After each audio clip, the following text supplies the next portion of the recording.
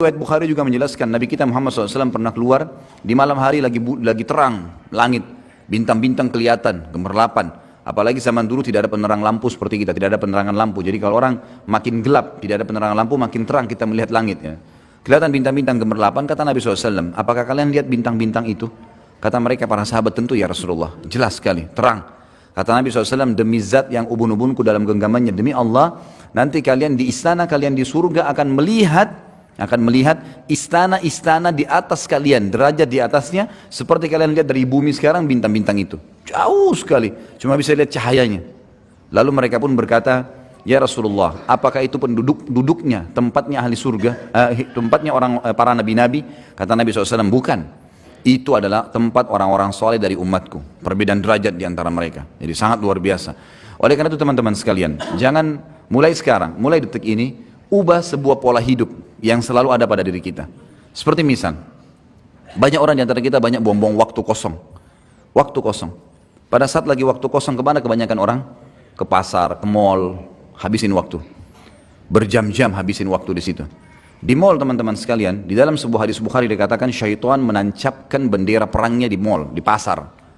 Itu tempatnya. Dan kata Nabi SAW, makin tanda-tanda hari kiamat adalah banyaknya pasar bersebelahan. Banyak. Antum bukan tidak boleh masuk pasar, boleh masuk pasar. Tapi bukan program hidup. Jangan begitu weekend lagi libur, Sabtu Ahad, antum masukkan habisin waktu di sana. Teman-teman sekalian, coba renungi apa yang saya bilang ini. Mudah-mudahan kita bisa ambil pelajaran dari situ. Kalau weekend pun kita lagi tidak bisa, kita lagi liburan, Sabtu Ahad misalnya, kita lagi ada waktu lowong, gunakan, coba ubah sekarang pola pikirnya. Hiburan itu bukan mall, hiburan itu bukan pantai, hiburan itu bukan kolam renang. Hiburan itu bukan jalan menghabiskan waktu ke sana sini, buang-buang waktu. Tapi hiburan itu teman-teman sekalian adalah majelis ilmu. Hiburan yang sebenarnya adalah masjid. Hiburan sebenarnya pergi ke rumah anak yatim. Coba begini, teman-teman yang punya anak kecil, coba praktekin deh. Yang selama ini kita tanamkan pada jiwa anak-anak kita kebanyakan adalah habisin waktu pada saat liburan sekolah di mall, di kolam renang. Kadang-kadang bahkan ada di pintu-pintu kolam renang, kita temukan ikhwah yang berjenggot, akhwatnya pakai jilbab besar. Ngantar anaknya ke dalam kolam renang, di dalam satu kolam renang semuanya telanjang. Kalau azabnya Allah turun, kena nggak dia? Dan yang paling masalah adalah bagaimana kita menanamkan pendidikan itu pada anak-anak. Dia akan tertanam di benaknya, oh kalau saya liburan kolam renang, oh kalau saya liburan ke mall. Daripada antum habisin uang 1 juta 2 juta, banyak orang begitu saya temukan, habisin sejuta hanya mainin anak-anaknya, mainan putar-putar, ngeng ribut. Sebentar naik ayah mau ini, ibu mau ini, gonta-ganti itu, habis percuma. Coba pakai pola ini. Uang yang 1 juta yang antum gunakan untuk habisin waktu tamasya, coba beli beras setengah kilo, bungkusin, bawa anak-anak di mobil, di kendaraan antum lalu bilang, nah ayah sama ibu mau bawa kamu ke tempat yang paling menyenangkan. Apa itu ayah? Apa itu bu? Mall? Nanti lihat aja sendiri. Bawa ke panti asuhan. Begitu masuk parkir panti asuhan, mereka akan tanya, apa ini? Nanti kamu akan tahu nak, turun, jangan buru-buru. Masuk sampaikan kepada ketua panti asuhan, saya lagi bawa bantuan buat anak-anak yatim di sini dan saya mau didik anak saya supaya membagikan makanan kepada mereka. Tolong dikumpulin semua, kumpulin. Kemudian bilang, nak, tunjuk. Ini anak-anak yatim sekarang. Yatim itu artinya tidak ada ayahnya. Lihat bagaimana ngumpul mereka di satu tempat seperti ini, makanan pun mereka makan rame-rame, mereka tidak bisa minta lebih kalau sudah habis. Orang tuanya nggak ada. Kalian sekarang masih punya ayah, masih punya ibu. Ada pengen makanan tinggal buka kulkas, tinggal minta. Ini lihat orang-orang susah sekarang. Lalu kemudian ini ayah dan ibu sudah siapin bagian-bagian ini, paket, kalian yang bagiin, suruh bagiin. Bagiin ke anak-anak yatim itu, biar mereka bagi ke anak-anak yatim itu.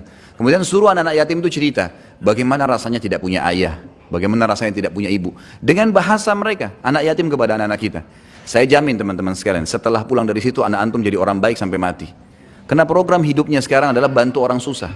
Ada teman saya, sampai sekarang, subhanallah dia jalankan setiap minggu. Setiap minggu, begitu anaknya sudah libur Sabtu Ahad, masuk ke pelosok-pelosok Jawa Tengah, Jawa Barat, Jawa Tengah, sampai ke Jawa Timur. Naik mobil, sekeluarga, dia, istrinya sama anak-anaknya saja. Bawa paket beras, gula, setiap minggu. Penuh mobilnya di belakang. Dan dia bilang, subhanallah, dia bilang sama teman dekat saya. Dia bilang, subhanallah, semenjak saya lakukan program ini, nggak pernah susah rezeki saya. Ada saja datang. Saya masuk terus saya bawa, bagi-bagiin suruh anak-anak saya, di foto-foto sama dia. Ada orang yang rumahnya sudah mau rubuh, ada orang anak tidak bisa sekolah karena nggak ada baju sekolahnya, ada yang nggak ada sepatunya dan seterusnya. Akhirnya jadi sebuah program hidup. Anak-anaknya sekarang setiap kali mau tiba hari Sabtu, mereka sudah bilang, ayah tolong beliin duit, kasih duit beliin pensil, beliin pulpen. Ditanya untuk apa nak? Untuk kasih teman-teman saya di kampung yang kita mau datangin. Setiap minggu dia pindah-pindah kampung tuh, didata sama dia sampai dia punya data ribuan orang miskin, orang muslim yang tidak ada pernah orang datang bawa bantuan ke sana. Dan anak-anaknya dari kecil sudah dilatih seperti itu. Sekarang anak-anaknya sudah mulai ada yang balik. Program hidupnya adalah kalau susah, kalau liburan pasti ke tempat-tempat ini, tempat-tempat seperti ini. Kira-kira mana yang lebih bermanfaat teman-teman sekalian? Dibawa ke panti asuhan yang mungkin orang anggap remeh seperti tadi, dengan antum bawa ke mall yang habisin waktu. Bayangkan mall itu selama antum di sana 5 jam musik terus, non-stop, dan musik haram. Yang kedua, berapa banyak orang yang terbuka auratnya? 1-2 orang saja antum wajib pungkiri, apalagi kalau 100 orang yang kita lewatin. Belum transaksi yang ada di sana, transaksi ribawi. Berapa banyak transaksi ribawi? Bukankah banyak di sana transaksi ribawi? Banyak, bank-bank sewa tempat, ribawi ada, transaksi ribawi. Ada transaksi zina. Karaoke-karaokean itu siapa yang bilang bukan zina? Jelas-jelas gelap, dia makan nyanyi tapi ditemani sama lawan jenisnya. Gelap, kemudian dikatakan tidak berzina, ada transaksi zina, ada banyak hal kemungkaran. Lalu antum habisin waktu dan anak antum di situ, kira-kira bagaimana efeknya? Pintu-pintu seperti ini harus diubah. Kalau antum mau istiqamah di jalan Allah, mudah kita tersentuh kalau mendengarkan masalah surga, mau mengajak akhirat sebagai target. Memang urusan dunia harus diperkecil nih. Harus dipersempit memang, nggak bisa nggak. Kalau nggak jadi masalah, jadi masalah. Jadi banyak sekali begitu. Habis kalau liburan anak sekolah itu luar biasa. Sampai pernah ikhwah-akhwat menyangkul sama saya, Ustadz kita kalau liburan sekolah nggak tahu harus kemana. Akhirnya saya pun bawa anak saya ke pantai, bawa ke kolam renang, bawa ke sini, habis waktu. Terus saya kasih pemikiran, kenapa nggak dibawa ke panti asuhan? Kenapa nggak dibawa ke majelis ilmu? Kenapa di benak kita selalu majelis ilmu seperti ini hanya untuk orang tua? Kenapa nggak ditanamkan buat anak-anak? Sebagaimana kita bisa rasakan nyaman ilmu ada, kenapa nggak dibawa anak-anak biar dengar? Misal contoh, kan gitu. Kita ubah sekarang persepsi untuk itu, karena memang kalau mau jadi ahli surga seperti itu teman-teman sekalian. Emang harus betul-betul menyempitkan urusan yang bisa membuat kita lalai dari surga. Bahkan bahaya dekat dengan neraka. Contoh saja program sederhana. Saya kadang-kadang kalau ke masjid saya bawa anak-anak saya. Kadang-kadang anak perempuan saya pun ikut. Pada saat masuk masjid ada celengan, saya kasih duit. Ini nak, masukin ke sana. Mereka kasih, untuk apa abati? Dipanggil saya abati. Abati itu ayah sayang gitu. Saya bilang taruh dulu, masukin. Mereka masukin. Begitu mereka kembali, saya bilang ini masjidnya, rumahnya Allah. Itu kotak amal untuk kegiatan masjid. Biasakan kalian menyumbang. Masih kecil, 2 tahun, 3 tahun, 4 tahun, 5 tahun, anak-anak saya alhamdulillah, maka ikut. Akhirnya mereka bicara sama saya. Kalau masuk masjid, abati minta duitnya mau kasih celengan. Baik ini, kasih. Kalau lagi jalan, ada orang miskin lewat. Saya panggil. Lalu saya bilang sama mereka, orang itu mendekat mobil dikasih, ini kasih. Atau saya kasih mereka uang, ini uang, buka jendela kalian kasih dari sana. Kok dikasih tadi orang itu? Lihat orang itu bajunya, lihat susahnya hidup mereka. Kalau kita membantu orang susah, maka kita akan mendapatkan karunia Allah. Kata Nabi SAW, sesungguhnya kalian diberikan rezeki justru karena orang-orang susah di antara kalian. Maka setiap saya naik mobil, kalau anak-anak saya lihat orang susah, mereka tunjuk, itu berarti orang susah tuh. Tunjuk, itu orang susah, itu orang susah. Berhenti, baik kasih sumbangan. Jadi tertanam dalam benak mereka itu. Kalau saya telepon lagi keluar, kemudian saya telepon tanya kabar mereka, yang saya tanya, sudah sholat atau belum nak? Pertanyaan yang penting. Sholat dulu, bukan sudah makan atau belum. Sudah sholat belum nak? Keluar jangan lupa tutup aurat. Hari ini sudah hafal surah apa nak?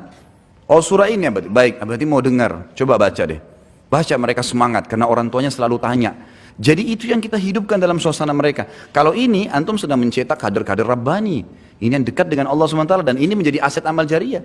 Daripada kita buang-buang waktu, kita sendiri buang waktu, anak istri juga buang waktu, nggak ada gunanya. Nggak ada manfaatnya. Saya bicarakan dengan istri saya, kalau sesuatu yang penting mendesak baru masuk ke mall. Kalau tidak, jangan. Kalau darurat sekali baru. Bukan tidak boleh ya, tapi kalau darurat. Tapi kalau tidak, untuk apa habisin waktu? Seperti nanti kalau Ramadan tiba, ada orang habisin waktu. Dari pagi sampai tunggu buka puasa. Kenapa ini? Ada orang tidur dari pagi sampai menjelang buka puasa, cuma bangun sholat tidur lagi. Ini puasanya cuma setengah jam. Menjelang buka puasa baru bangun. Apa ini teman-teman sekalian? Di zaman Nabi SAW orang kalau lagi puasa jihad. Perang Badar di musim Ramadan. Ramadan pertama mereka tidak buka puasa padahal musafir gitu kan. Berperang dalam kondisi puasa. Jadi memang harus kita membentuk pribadi-pribadi yang menuju ke surga memang. Sehingga hawa nafsu dunia ini akan ditinggalkan. Karena kalau tidak kita berbahaya. Kita akan terbawa manusia lemah. Manusia lemah. Orang kalau nonton film Hollywood, Bollywood 1 jam, 2 jam pasti enak. Nggak mungkin nggak enak. Orang yang dipanggil dan didatangkan artis yang hebat. Laki-lakinya pintar action, perempuannya pintar action, semua gagah, semua cantik, lalu dinonton. Pastilah enak. Tapi masalahnya merusak hati, gitu kan? Merusak. Sulit kita mau bangun sholat malam setelah tonton film-film begini. Nggak bisa. Tapi kalau kita memang mengaji, memang taklim, memang larinya ke ibadah, maka akan terbentuk. Dan teman-teman sekalian, jangan pernah malu dengan perkataan orang. Ada judul ceramah yang saya susun, judulnya Iya, Ini Aku Sekarang. Emang harus begitu. Kita punya masa lalu pasti ada yang salah, tidak ada manusia yang sempurna. Nabi Adam alaihissalam lihat malaikat sujud depan matanya, tapi berbuat dosa. Cuma orang mukmin buat dosa, tahu salah tidak diulangin, itu yang benar. Bukan dia sudah tahu salah lalu diulangin, ini berbahaya, gitu kan? Ini sudah masuk dalam perbuatan mungkar yang berbahaya, bisa jadi istidraj, bisa sampai pada tingkatan azabnya Allah di situ. Nabi Musa alaihissalam pernah buat salah, Nabi Yunus alaihissalam pernah buat salah, gitu kan? Mereka punya berbuat salah. Umar bin Khattab adalah orang yang paling benci Islam sebelum Islam. Kita tidak lihat masa lalunya, yang dilihat masa sekarangnya, gitu kan? Akhirnya setelah dia masuk Islam, dia orang yang paling tegas terhadap orang kafir. Pada saat dia sebelum masuk Islam, dia peminum khamr. Pada saat masuk Islam, dia yang menjadi penyebab turunnya ayat pengharaman khamr. Tiap hari berdoa, ya Allah haramkan minuman ini buat kami, haramkan buat kami. Padahal kemarin pecandu besar. Orang lihat masa sekarang. Sebelum masa jahiliyah bergaul sama wanita. Setelah masuk Islam, Umar bin Khattab yang menjadi penyebab turunnya ayat-ayat hijab. Turunnya ayat hijab justru karena Umar bin Khattab berdoa, ya Allah tutup aurat wanita kami, tutup aurat wanita kami, selalu sampai turun ayat hijab. Dan ada 13 ayat yang turun, semuanya berhubungan dengan permintaan Umar bin Khattab kepada Allah Subhanahu wa taala. Jadi memang masa lalu gak dilihat teman-teman sekalian. Kalau ada teman-teman yang lihat kita kena berubah penampilan, karena orang kalau lebih dekat kepada akhirat memang berubah tuh. Lebih tenang, jalannya lebih teratur, lebih tawadhu, lebih merendah, kata-katanya lebih santun, selalu mau berbuat baik, membela orang yang sedang terzalimi. Kita selalu begitu, terbawa dengan arus ingin mengejar pahala dan takut berbuat dosa. Itu wajar, orang akhirat begitu. Nanti akan ada olok-olok tuh. Kamu alim ya sekarang, kamu begini ya, kamu begitu ya. Jawab, iya, ini aku sekarang. Dulu ya dulu. Bahkan sampai separah apapun, seorang wanita pernah pelacur misalnya, atau seorang laki-laki memang pernah juga ngelacur, istilahnya sudah nakal sekali luar biasa, terus sekarang dapat hidayah, taubat, tetap sama jawabannya, iya, ini aku sekarang. Dulu kamu begitu ya, dulu juga kamu begitu, iya, memang dulu, sekarang ini aku. Sekarang saya bertobat kepada Allah, mudah-mudahan Allah maafkan, itu yang penting. Jadi jangan pernah malu melihat perubahan-perubahan atau terjadi perubahan itu pada diri kita. Ini penting ya, sempitkan semua jalan-jalan menuju ke neraka, buka semua pintu menuju ke surga dengan program-program hidup yang positif kalau surga, dan tinggalkan semua program negatif dalam neraka. Kemudian sama hal tadi yang saya jelaskan, bagaimana kita tidak boleh malu pada saat terjadi perubahan pada diri kita dan berani jawab apa